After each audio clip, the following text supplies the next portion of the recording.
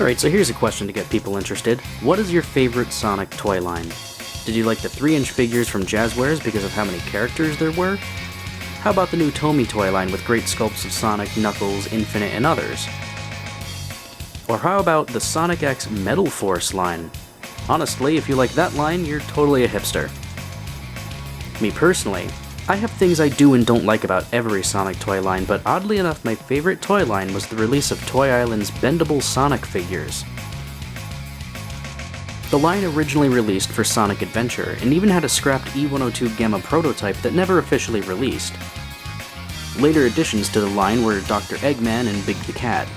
Then the line was re-released with Sonic X branding, and more characters were added such as Bendable Shadow and a Bendable Gold Sonic. Honestly, I have such intense nostalgia for this line because I remember when I was a young child in 2005, I wanted Sonic anything, but for some reason merchandise was hard to find and almost non-existent. Like, no toy stores had them except for KB Toys, occasionally.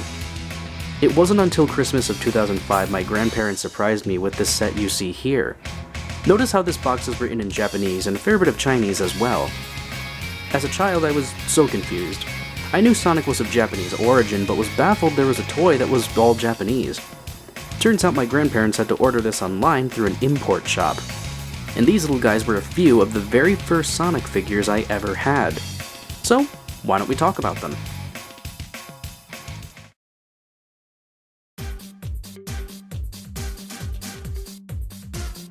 Alright, so first things first, there is a lot of speculation about this set. I've heard from different people that it's official, that it's bootleg, so on and so forth. I know a lot of things point to being unofficial, such as the spacing of the names and how they don't line up with their characters or colors, the 2 different languages in the box, and even the fact that there is just a random yellow Sonic on the back.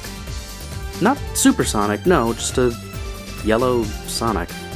But after doing a fair bit of research, I found that the Toy Island figures did make their way to Japan, and I believe were given to 2 different companies there to produce and sell them. I gotta say, compared to the US and UK Sonic X aesthetic of dark blue with a lot of black, I really like the flashy light blue of the Japanese release. Opening the box, you'll see this set comes with 4 figures and 3 Chaos Emeralds. First we have Sonic, Tails, Knuckles, and Amy. And Chaos Emeralds in blue, yellow, and red. The first thing the eagle-eyed of you may notice is color. These guys are actually a different color compared to their US or UK counterparts. I posted a picture a while ago on Twitter, but take a look at the differences in color and finish from the Japanese release to the US release. The Japanese release has Sonic in a much darker blue with more pale skin tone. He is also much shinier than the US release. Again, this is why many consider these bootlegged, but as someone who owns both versions, I assure you they are not. And yes, these little guys are bendable. We don't see many bendable Sonic figures at all, which is a real shame because I think a bendable design for Sonic is a design that perfectly encapsulates his smooth and often dramatically positioned style. Turns out we're getting new bendable figures for the first time in years, so I'm gonna pick these up. Anyway, I'm gonna grab a picture from Sonic Gear posted years ago to show you these little guys are just about the same height as the Jazzwares 3-inch line. My favorite thing about these figures is the fact that you can have them perfectly T-posed until the end of time. The unfortunate thing about bendable figures, however, is their fragility. Even though a bendable figure is something that almost entices you to play with the toy and move it around a lot, you really shouldn't.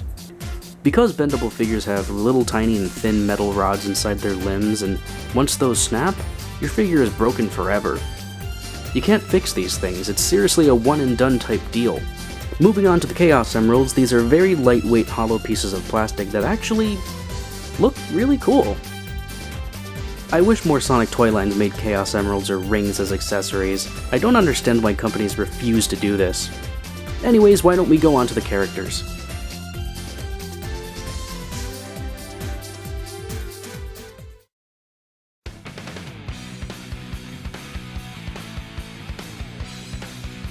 First off is our good friend, Hedgeboy. You know, a lot of people hate on these bendies because they all look a little chunky. I can see that, I suppose, especially with certain characters, but for some reason I'm gonna let it slide with Sonic. I feel his chunkiness mixed with how his spikes are designed kinda perfectly encapsulates how Sonic looked during Adventure on the Dreamcast. So I see this Sonic figure as sort of a time capsule. As I pointed out earlier, I do like how Sonic is a darker blue. I think it makes him look really cool. What does throw me off, however, is the paint for his muzzle and stomach. It does look a little too light to be considered accurate. Shockingly, Sonic has individual fingers, but aren't all part of one mold. But these fingers don't have bendable wires in them, so you have to be very careful with these. Sonic does have a bit of a stubby nose, but I do like his mouth. It's a small smile that honestly makes him look really cute. His shoes look pretty good too, but I'm not a fan of the soles on his shoes being white instead of gray or silver. I always found this design choice odd given the other characters, which I'll show off in a second. I don't know, to me this Sonic is certainly not the most accurate figure, but he does have a lot of charm to him, and I certainly think it stands out if put against other Sonic figures. He is a personal favorite of mine, and overall, I think he's a great little Sonic to own.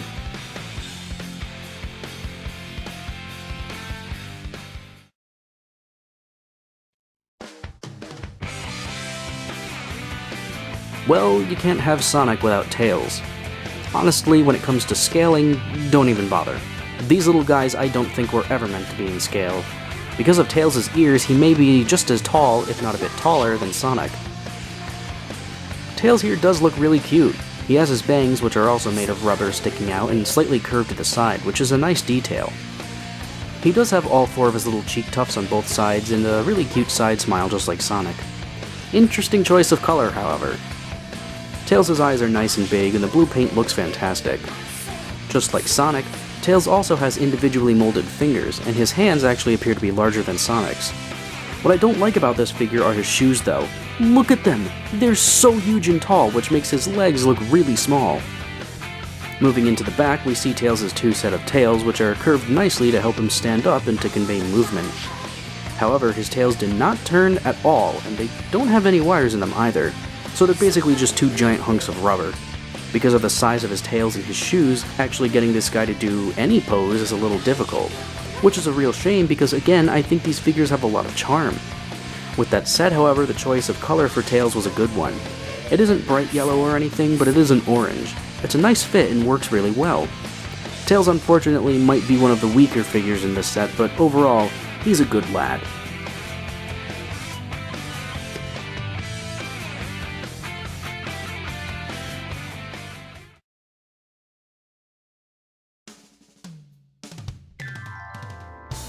Knock knock, it's Knuckles. Now, Knuckles always gets a bad rap with figures. That's not to say Knuckles always gets bad figures, just more so he never gets a lot of good articulation. All because of his dreadlocks. Take a look at any Knuckles figure and notice how you can never move the head around or move the arms around much because of his plastic dreadlocks always getting in the way.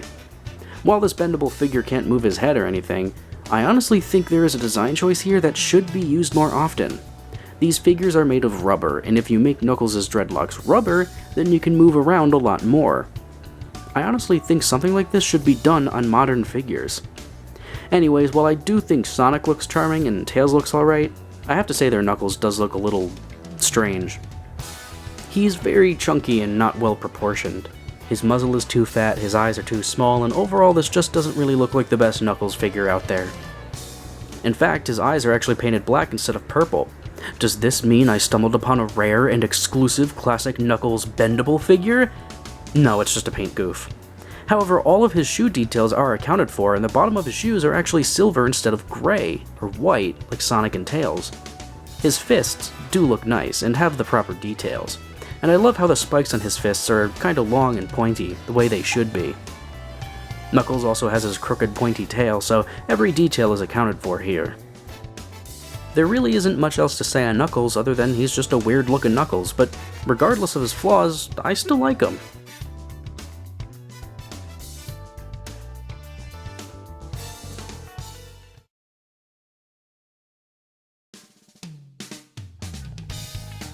And moving on to the last character in this set, we're taking a look at Amy.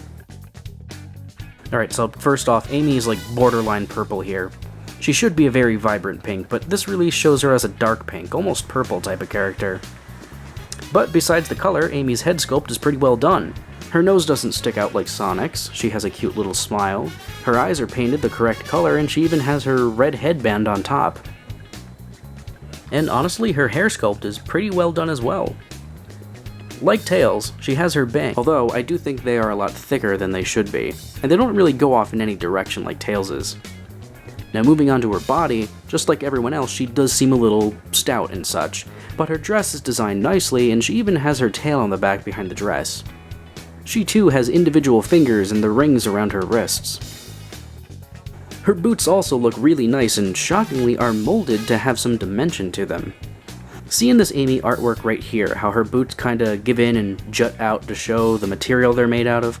Yeah, her boots on this little bendy toy actually have that small detail. That's really interesting to me. The stripe going up and down the boot is present, and she has gray shoe soles like Tails. Which at this point seriously begs the question, why are Sonic's white? Anyways, while she doesn't look that bad, unfortunately the same can't be said for her posability. I said Tails may be the weakest figure here, but Amy, because of her dress, which is actually just a flat surface underneath, can't really move her legs much at all. In fact, doing so is dangerous. When I bend the leg here, notice how the top half of the leg doesn't move and is sort of attached to the rest of the mold. That means I'm putting a lot of stress on the wire inside, and a bit more of this, I could break it. Honestly, that means all you can really bend on this figure are the arms, and yeah, if that's all you can do, then maybe Tails isn't the weakest part of the set after all. I don't like Amy much as a character, but it's a shame she doesn't get a whole lot of merchandise, and when she does, it doesn't always look the best.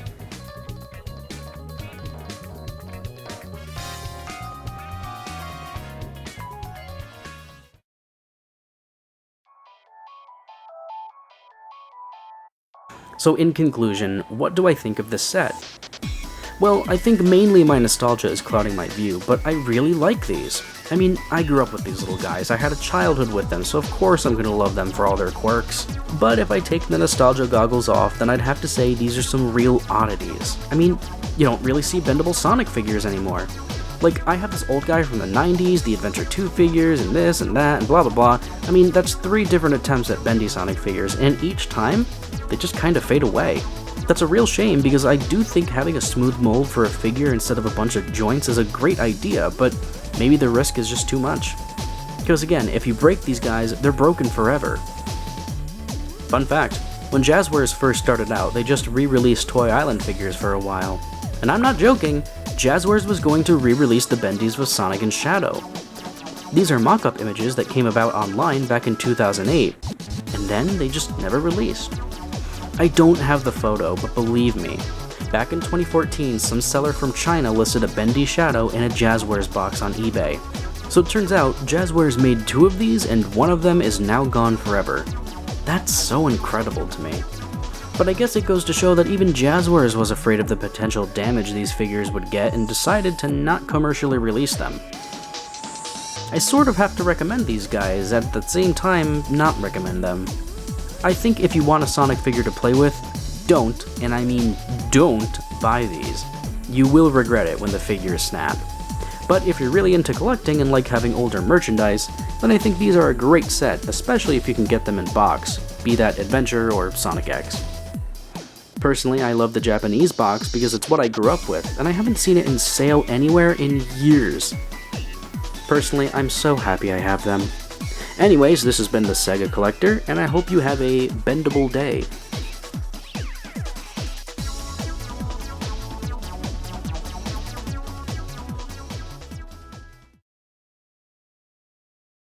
Hey guys, it's me.